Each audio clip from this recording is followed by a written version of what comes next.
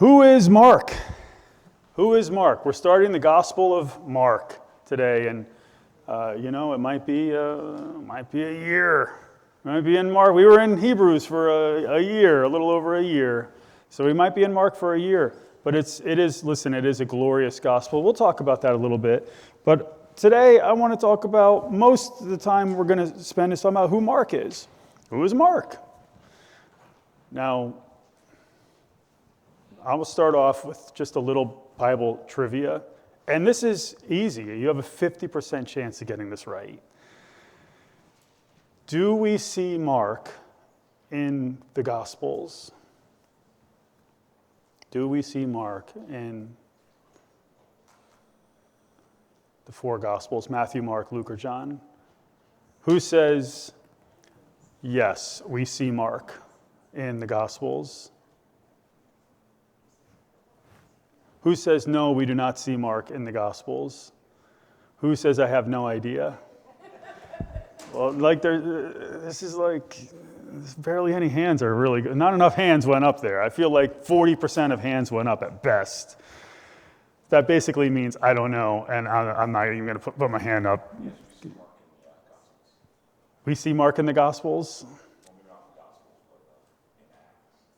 Hold on now. That's not the question. But don't get ahead of me now. Now I know where the boys get it from. We do not see Mark in the Gospels. He's not one of the 12 disciples. Most of us, we don't really think about Mark. You just pick up Matthew, you read Matthew, you pick up Mark, you read Mark, and you don't really think, well, who is Mark? Mark does show up in the Bible, and in a fairly significant way, but not during the life of Jesus. At least not that we can discern. And so we have to go to the book of Acts to see Mark, and there he's called John Mark. John Mark. And we first read about him in Acts chapter 12. So let's go there and let's just read a little bit of what was going on. So about that time, Herod the king. Now, this is Herod Agrippa.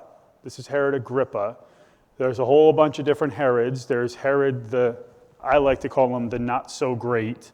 That's the guy who killed the babies. He was a builder. The reason why he's called great is because he built stuff. So they call him Herod the Great. But he was Herod the Horrible, is really what he is, because he's willing to sacrifice probably 15 or 20 or so kids in the town of Bethlehem to hopefully one of them was this Messiah, and he killed them all. There's Herod the Great, or not so great, or Herod the baby killer, whatever you want to call him. There's Herod, anyone know Herod the fox, who that fox was? Can anyone tell me who the fox was? Jesus said, you go tell that fox which Herod that was. Anyone? This is like 800. I'm going to say Bible trivia for 800. Which Herod did Jesus call that fox? Anyone? Herod Antipas. There's Herod Philip. There's Archelaus. There's all these different Herods. There's Herod Agrippa II. We're dealing with Agrippa here. Okay. Well, anyway, at that time, Herod the king laid hands on some who belonged to the church in order to mistreat them. He wants to kill. He doesn't like the Christians. Herod doesn't like the Christians. By the way, all these Herods, they're terrible, terrible people. The Herodian dynasty was just like the worst. They're just like the worst people, and it's like a stain. It's like a stain in the Bible with these Herods. Everything they do, everything they put their hands on, just turns to dirt. Anyway, and he had James, the brother of John, put to death with the sword. This is one of the inner circle of Jesus, Peter, James, and John. He has James put to death with the sword. When he saw that it pleased the Jews, this made the Jews happy, he proceeded to arrest Peter also. Now, it was also during the days of unleavened bread. That's right around the time of the Passover, right around what we would celebrate Resurrection Sunday. So he arrests Peter with the intent to kill him, with the intention of killing him. When he had seized him, he put him in prison. Herod put Peter in prison, delivering him to 4 squads of soldiers to guard him, intending after the Passover to bring him out before the people and basically kill him. So Peter was kept in the prison, but prayer for him was being made fervently by the church of God. On the very night when Herod was about to bring him forward, Peter was sleeping between 2 soldiers, bound with 2 chains, and guards in front of the door were watching over the prison. You guys probably know the account. Hopefully you know the account. If you don't know the account, you really need to read your Bibles more, but you should know the account. And behold, an angel of the Lord suddenly appeared, and a light shone in the cell, and he struck Peter's side and woke him up, saying, "Get up quickly," and his chains fell off his hands. Peter's being led out of prison. He's being miraculously delivered from death here. And the angel said to him, "Gird yourself and put on your sandals." And he did so, and he said to him, "Wrap your cloak around you and follow me." And he went out and continued to follow. And he did not know that what was being done by the angel was real, but he thought he was seeing a vision. He didn't even realize. You ever have those dreams, in a dream where you wake up and you have a hard time figuring out whether the dream was real or not? Has that ever happened to anyone?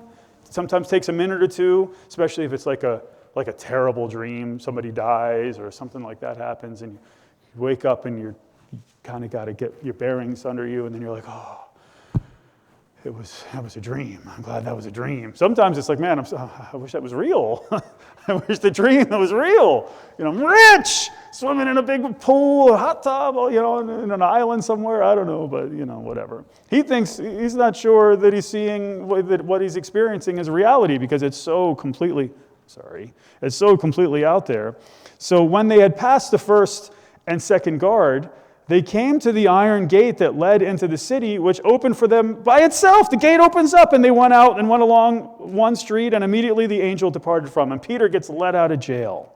When Peter came to himself, he said, "Now I know for sure that the Lord has sent forth his angel and rescued me from the hand of Herod and from all the Jewish people, from all that the Jewish people were expecting." Peter gets released from prison, like the angel miraculously delivers Peter from prison.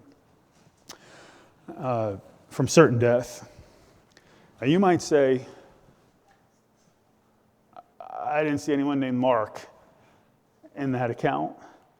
And I would say, I agree, until you look at the next verse.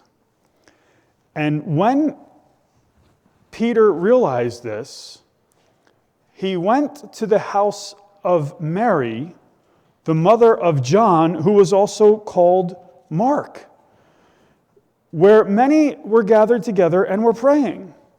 So as soon as Peter gets let out of jail, the first place he goes is Mark's house. Well, his mother's house. That kind of tells us that Mark's father is most likely dead because it would have been Mark's father's house, but since it's Mark's mother's house, that kind of tells us that his father was dead.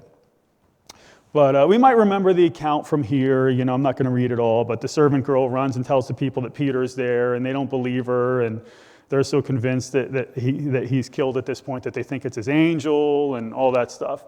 But the point I'm trying to make here is that this is all happening at Mark's mother's house. So there's a relationship here between Peter and Mark early on. In the earliest days of the church, there's a relation between John Mark and Peter. All right, so we see that close relationship, and we see that this is the first place that Peter goes.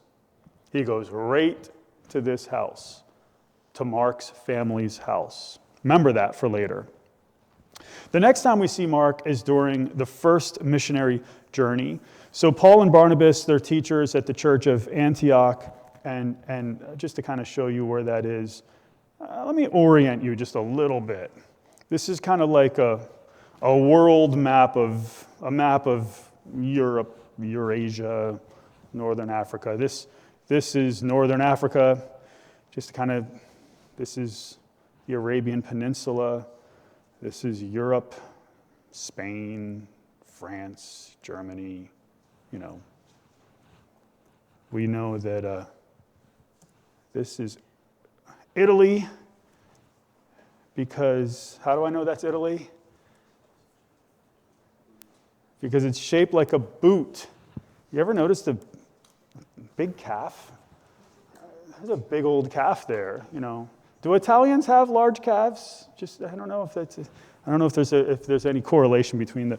But if you go east, you'd see Greece and you'd see Turkey, and down here would be Egypt.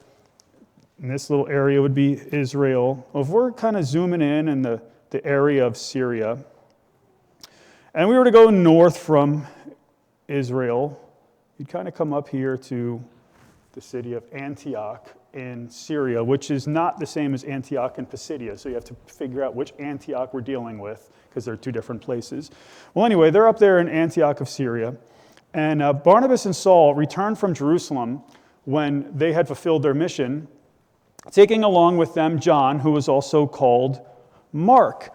So they're about to start their first missionary journey, and they bring this guy, Mark, or John Mark. Mark is John Mark.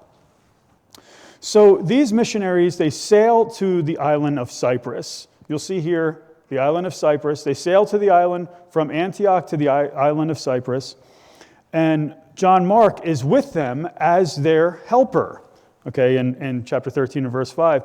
And when they leave Cyprus in their first missionary journey, and they're going to go up here to Pamphylia, when they leave Cyprus to go to Pamphylia, John Mark does not go with them. So check this out.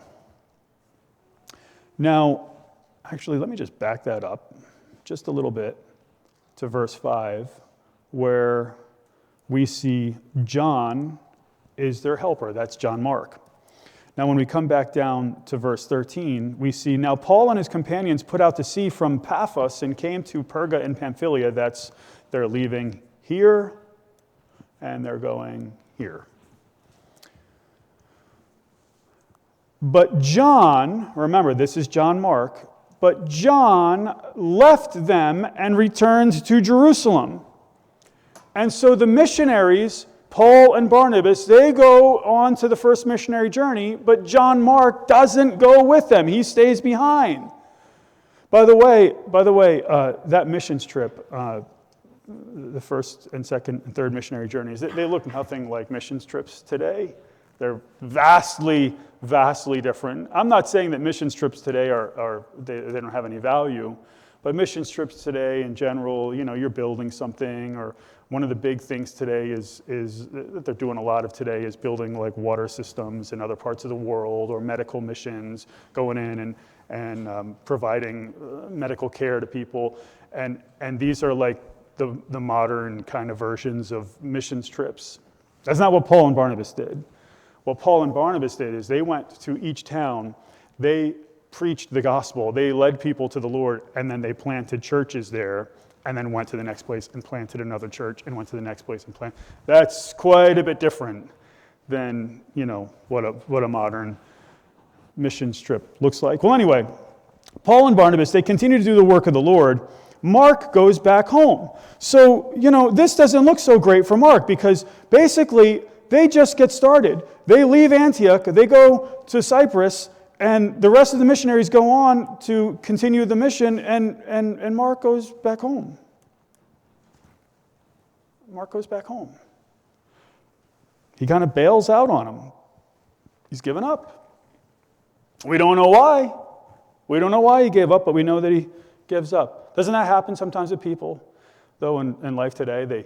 They start out on something, they might be super psyched about it, and then they realize how hard it is, and they give up. That ever happen today? That happens to guys who are looking into going into ministry. They're super excited. I've met a handful of people who are super excited about going into ministry, being a pastor, and once they start, it's like, no, I'm not going to do that. Happens. It doesn't have to be ministry, it could be anything. But, here's a situation where Mark, we don't know how excited he was, but he was willing enough to start with them. He was willing enough to start the missionary journey. But then the first leg of the journey, right after the first place they hit, he's gone. He bails out. He goes home. And the Apostle Paul, he's not happy about this. He thinks Mark's a sellout. All right, and so they continue their journey, And, things don't go so well for Paul in that trip. They go to Antioch and Pisidia, and the Jews there are against them. And so they leave and they go to Iconium, and guess who follows them? The Jews follow him there and create problems for him. And then he ends up in Lystra. Anyone know what happens to the Apostle Paul in Lystra? Anyone? Bible trivia for... I'm going to say, because this is kind of a leading question. Normally this would be like an 800, Bible trivia for 800, but since it's such a leading question, I'm going to say Bible trivia for 400, and that might be high. What happens to Paul in Lystra? They stone him. They take him outside the city and throw rocks at him and leave him for dead. They think they killed him and leave him for dead. So here Paul is in the city of Lystra getting stoned to death. And that means something different in the first century than it does in the 21st century. Just understand that. They're throwing rocks at him and they're trying to kill him and they think he's dead. He's getting stoned and Mark is home. Mark left. Mark's gone home to his house in Jerusalem, to his mom's house. How do you think that's going to make Paul feel about you? Here I am getting stoned to death, and this dude's home, sitting on his lazy boy, eating bonbons. That's obviously not what was happening, but then he goes to Derbe. Actually, what he does is he gets up, and he goes right back into the city, and then he goes to Derbe, and then he comes back through these towns and plants pastors in the towns. So while all that's going on, Mark is home. That's not a good look. That's not a good look.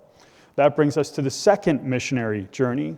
So by the fall of 49, where this missionary journey, first missionary journey was about 47 to 49 range. By the fall of 49, Paul wants to go on a second missionary journey. And so he naturally asks the guy who went with him the first time, the guy who stayed with him. What's the name of the guy who stayed with him? Paul and Barnabas. Paul and Barnabas. So he naturally asked Barnabas, hey, listen, let's go do this again. Let's go on another missionary journey where let's go plant more churches. Let's go establish the churches let's go strengthen the churches that we established. Let's go do the Lord's work in these places. And Barnabas is like, yeah, let's do it. Let's do it. Look at this in Acts 15:36. After some days, Paul said to Barnabas, let us return and visit the brethren in every city in which we proclaimed the word of the Lord and see how they are. Let's go back. Let's strengthen the churches. Barnabas wanted to take John, called Mark, along with them also. So Barnabas is like, let's put the crew back together, man. Let's do the band. Let's do it. Let's do it. Let's bring John with us. Let's bring Mark with us. John Mark. But Paul kept insisting that they should not take him along, who had deserted them in Pamphylia and had not gone with them to the work. Hey, listen, I got stoned and left dead, and he was home. You want to bring this guy who bailed? We needed him. We needed him in these places, and he bailed out on us. That was basically Paul's argument. I kind of feel Paul on this one. Who would side with Paul on this? Who would side with Barnabas? Siding with Barnabas is not a bad thing. There's forgiveness here. There's, hey, you know what? Let's give this guy a second chance. Sometimes people deserve a second chance, right? I mean, if we didn't get second chances, none of us would be here. So, there's value in that, but I'm just being honest with you, I probably would have sided with Paul. I would have been like, yeah, I don't think so. Now, it might have had something to do with the relationship between Barnabas and Mark, which we'll talk about in a few minutes. But let's just press pause on that. There is a relationship between these two guys we'll come back to. But anyway, Barnabas wants to take him. Paul doesn't want to take him. This is the writer of the Gospel of Mark. And there, we think, and there occurred such a sharp disagreement that they separated from one another, and Barnabas takes Mark with him and sails away to Cyprus, but Paul chose Silas and left, being committed by the brethren to the grace of the Lord. So what happens is, in the second missionary journey, basically Barnabas and Mark come back to Cyprus. We're going to go back and do that. And Paul goes and he visits, all the places where you see the lines, basically in this map. They go on the second missionary journey without Barnabas and without Mark. So they have a disagreement here. They have a disagreement because Paul doesn't trust Mark. And you can kind of understand the situation. You can kind of understand, once you kind of see the relationship, you can kind of understand both of their views here. But the disagreement is so strong that these two spiritual giants, Paul and Barnabas, split up over Mark, over this guy. So Paul goes on his second missionary journey, and he goes on his third missionary journey, and a lot happens in those trips, and he gets arrested, and he goes to prison. He gets arrested at Philippi, and he gets thrown in jail there, and the Lord brings an earthquake and delivers him from prison. The Philippian jailer gets saved. All this stuff happened. A lot of things happen. In these second and third missionary journeys. But Barnabas is not there for him because Paul does not want Mark with him, because Mark abandoned him during the first trip. And that's what we know for the next 10 years of church history. We don't know anything else beyond that until we fast forward about 10 years when Mark shows up in a most unlikely place. Paul's writing a letter to the Colossian church, which if you were to, in the first and second journeys, you would not see that church here in Asia Minor. It doesn't show up. But in the third missionary journey, if you actually zoom in, you'll see Colossae here. When Paul's writing a letter that's in modern-day Turkey, in the western side of modern-day Turkey, up here is Istanbul, Constantinople, whatever, right? Am I right about that? Yeah. And what we see here is that Paul's writing to the Colossian church. It's around 60 to 61 AD. Let me see this. Aristarchus, my fellow prisoner, sends you greetings. And also Barnabas' cousin, Mark. So now that kind of informs us a little bit. Maybe that's why Barnabas was so forgiving to Mark. Maybe it's like, listen, man, we're bringing my cuz. That's my cuz. I'm bringing cousin Mark. All right, we're bringing him on the trip. And Paul's like, But now, 10 years later, Aristarchus, my fellow prisoner, sends you greetings, and also Barnabas' cousin Mark. Mark sends greetings, Paul's saying, about whom you received instructions. If he comes to you, welcome him. Hey, look, 10 years later, things have changed. 10 years later, Paul and Mark seem to have a relationship with each other. Paul seems to have reconciled with Mark at some level, and he sends a greeting to the Colossian church from Mark. Then we see Mark show up again in another one of Paul's letters to a slave owner named Philemon, about his slave Onesimus who ran away. And by the way, what Paul's telling this guy is, look, I want you to receive this guy back, not as a slave, but as a brother. Not as a slave, but as a brother. Because slavery was something that happened in the Roman Empire. But Paul says, hey, if you receive this guy back, even though he might be worthy of death in that culture, you receive him back as a brother. As a brother. Not as a lifelong slave, but as a brother. But anyway, you get to the end of that letter, and Paul writes this: Epaphras, my fellow prisoner in Christ Jesus, greets you, as do Mark, Aristarchus, Demas, Luke, my fellow workers. So now we're seeing that Paul is with Mark and Luke, who writes another gospel. He's with Mark and Luke sending greetings to Philemon at the end of that letter. So that's interesting. We're seeing this relationship that's existing here between Paul and Mark. Now, we can fast forward even a little bit more The next time we see Mark is the year 67. Now, you might not realize how important the year 67 is, but the context of the year 67, this is like right before Paul's death. So the Apostle Paul is in prison at the hands of Emperor Nero. And Nero, he doesn't just make good pizza, little Nero's pizza. You know, this Nero in the first century was one of the worst, one of the most evil kings that exist. Okay, and he was basically the Adolf Hitler of the first century. So what he would do is he would take Christians and he would cover them in blood and feed them to the lions. He would take them and light his gardens with their burning flesh. He would light them on fire to light his gardens. I mean, this guy was terrible. He would cut off their heads. He would crucify them. He hated Christians, and he went against them big time. Well, anyway, Paul is in prison. The Apostle Paul is now at the very end of his life. He's in prison. And you know what's going to happen to Paul? Who knows what's going to happen to Paul? What's going to happen to Paul? What's Nero going to do? He's a little man, Nero. And he's got a little soul. What's that? He's going to cut his head off. He's going to cut his head off. Yeah. He's going to kill Paul. So Paul's writing 2 Timothy right around the year 67. He's writing essentially his last words. And he's writing to his long-standing, trusty friend and co-worker, Timothy. And at the end of that letter, which again, you're looking at 2 Timothy, you're basically reading the last words of Paul, at least the last recorded words of Paul. He brings up Mark.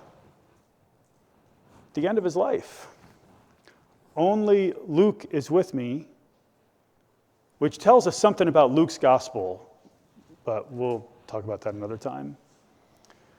Pick up Mark and bring him with you. Pick up Mark and bring him with you. Why?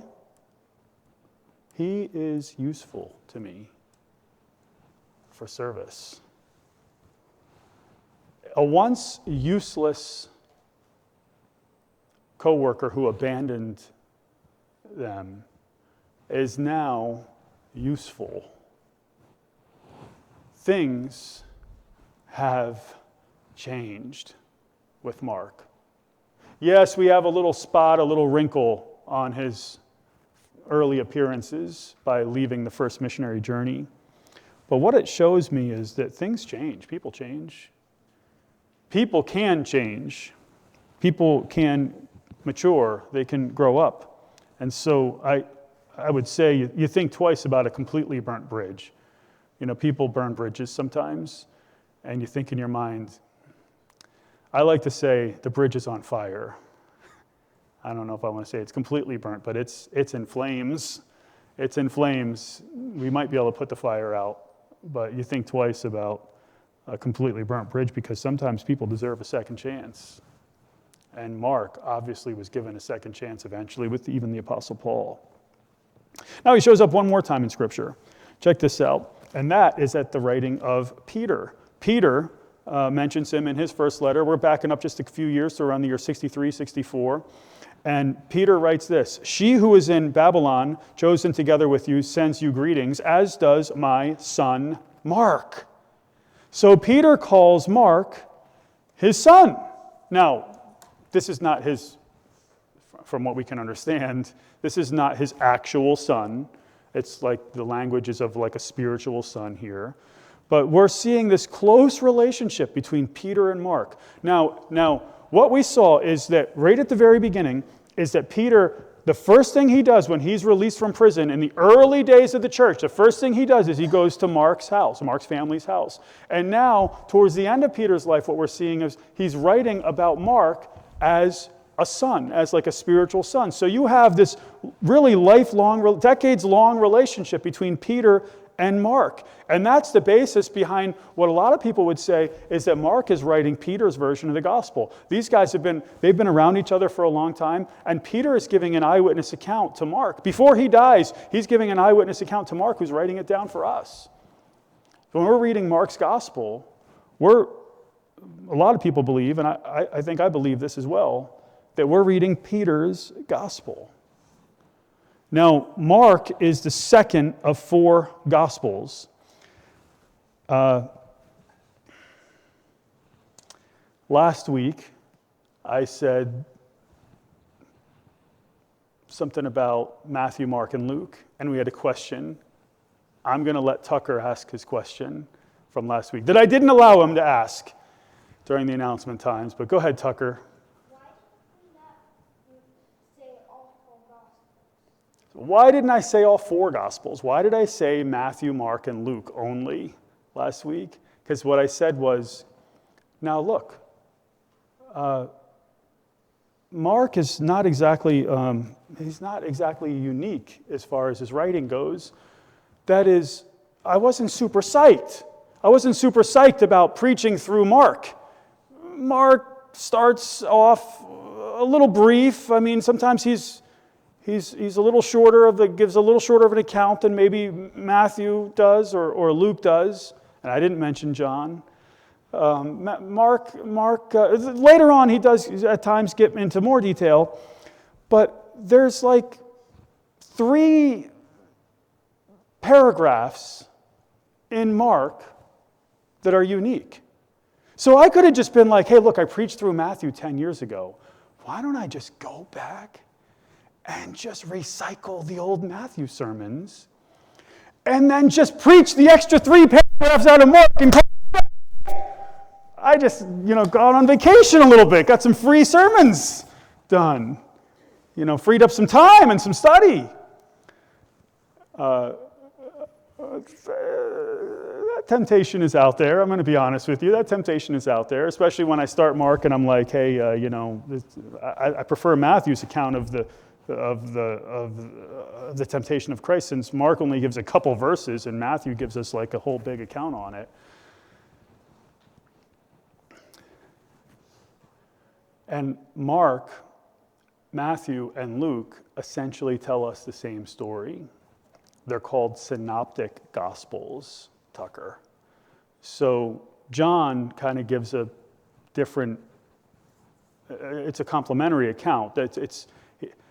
These guys are telling the same account. They parallel each other.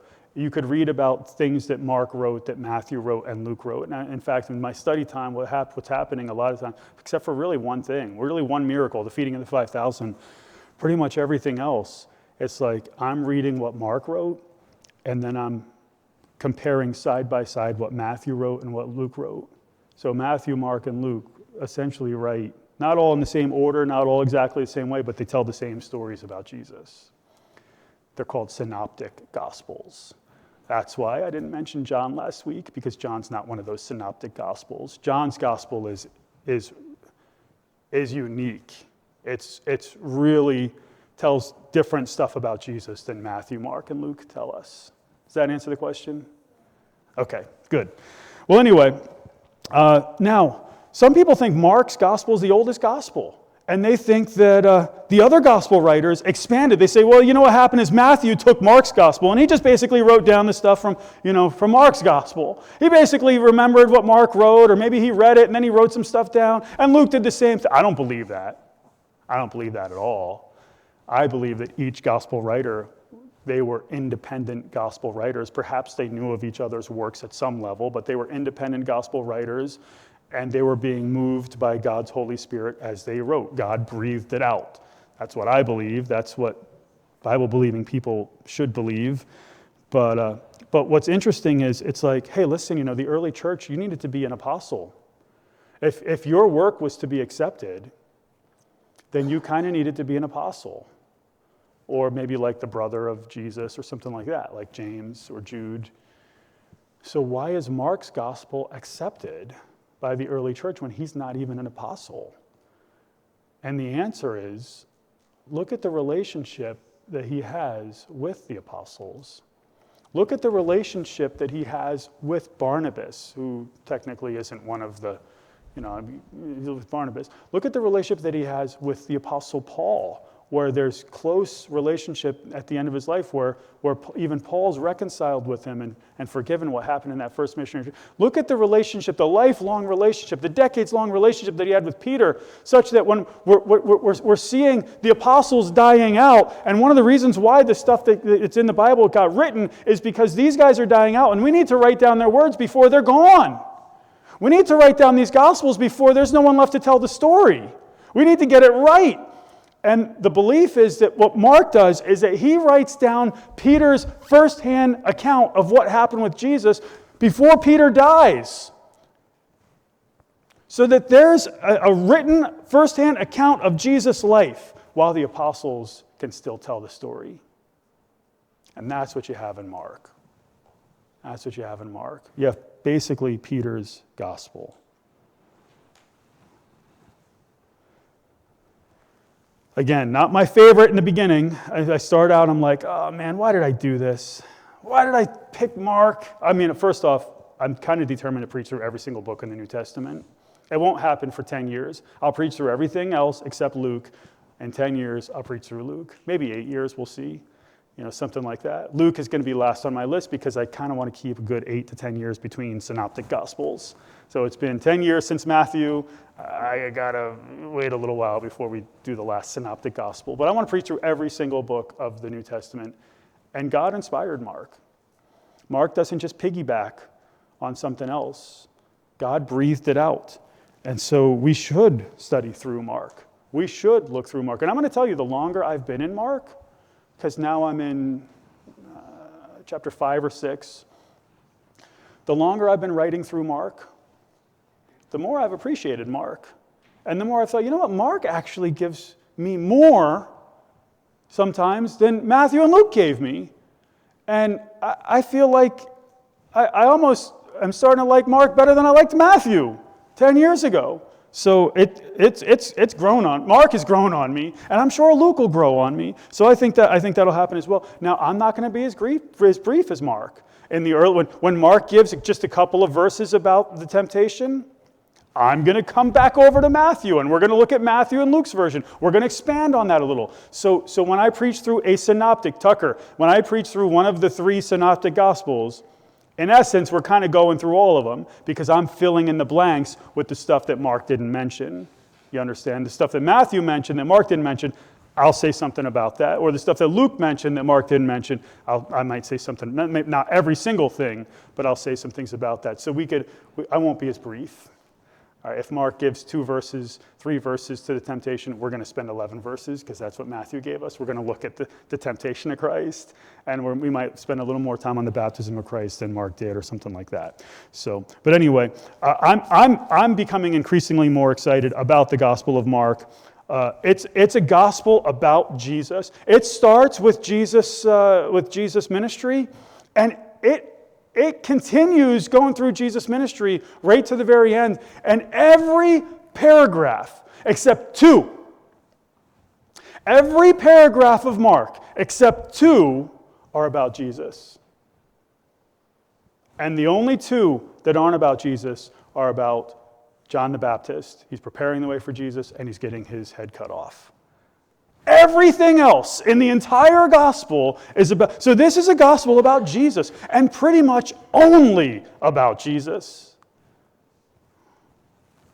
And it's reflected in, I think, the very first verse, the beginning of the gospel of Jesus Christ, the Son of God.